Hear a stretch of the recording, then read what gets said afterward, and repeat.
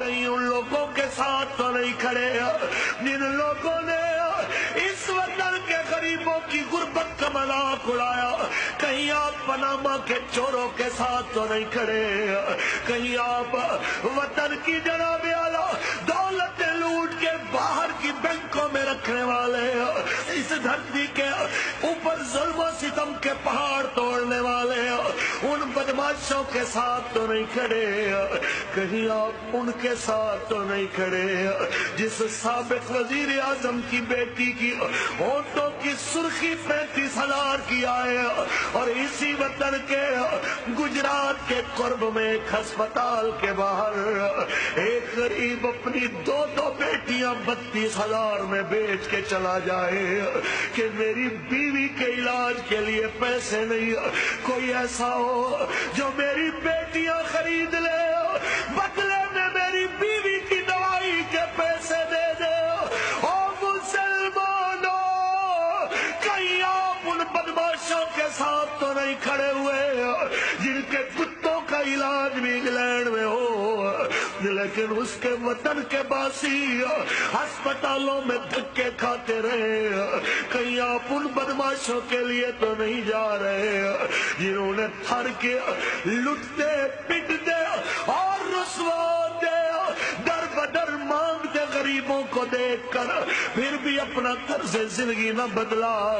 یار تھر میں تو ماؤں کے بچے جھولی میں مر گئے, کسی نے ایک فیڈر دودھ دینا بھی گوارا نہ کیا اور نواز شریف کے ڈائمنڈ کے محلات کے اندر اس کے کتوں کو خالص خوراکیں دی جائیں, نواز شریف کے باغ کے اندر پرندوں کو میوے کھلائے جائیں اور کسی ماں کا بیٹا اس کی گود میں روتے روتے آخری ہچکیاں لیتے خاموش ہو جائے, کوئی اس کو ایک وقت کی خوراک دینے والا نہ ہو, وہ بیمار پڑے تو اسپرو دینے والا نہ ہو, اسے پیاس لگے تو صاف پانی دینے والا نہ ہو, اور سابق وزیر اعظم کی گھڑی 65 لاکھ کی ہو, اس کی 2.5 لاکھ روپے کی ہو, ایک ٹائم کے وزیروں کا کھانا 36 لاکھ کا ہو.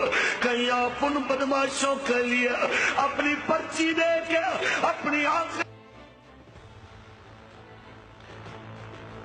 ناظرین, یہ کہانی ہے پاکستان کی عوام کی, نہ پینے کا پانی ہے, نہ علاج کے لیے کوئی دوا ہے.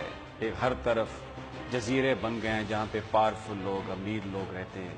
ان کی اپنی سیکیورٹی ہے, ان کے اپنے ہاسپٹل ہیں, ان کی اپنی زبان ہے, ان کے اپنے سکول ہیں, ان کے اپنے پروٹوکول ہیں, کوئی ان تک پہنچ نہیں سکتا.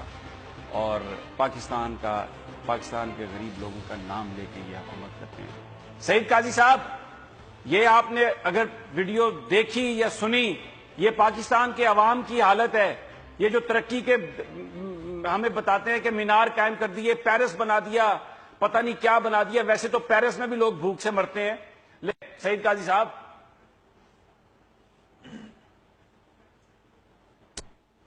سمیع ابراہیم صاحب, جب سے ڈیموکریسی کو ریپلیس کر دیا ہے اور یعنی سیٹھوں کی حکومت نے, تو اس وقت سے جو پالیسیز ہیں جسے پبلک پالیسی کا کیپچر ہو گیا ہے, قبضہ ہو گیا ہے, پاکستان پر اشرافیہ کا قبضہ ہو چکا ہے اور جمہوریت کے نام پہ ایک ایکسرسائز ان فیوٹیلٹی ہوتی ہے. یہاں پہ 99% لوگوں سے جو انڈائریکٹ ٹیکسز سے پیسہ اکٹھا ہوتا ہے وہ صرف 1% لوگوں کی فلاح پہ خرچ ہوتا ہے. اب میں جس طرح آپ ایک چیز ایک سیکٹر اٹھا لیں, مثال کے طور پر جب پاکستان بنا تو ہاؤزنگ کے لیے پیسے مختص تھے, آج کتنے ہیں دیکھیں. پاکستان میں ٹرانسپورٹ کی پالیسی کیا ہے, اسے چنگچی پالیسی کہتے ہیں.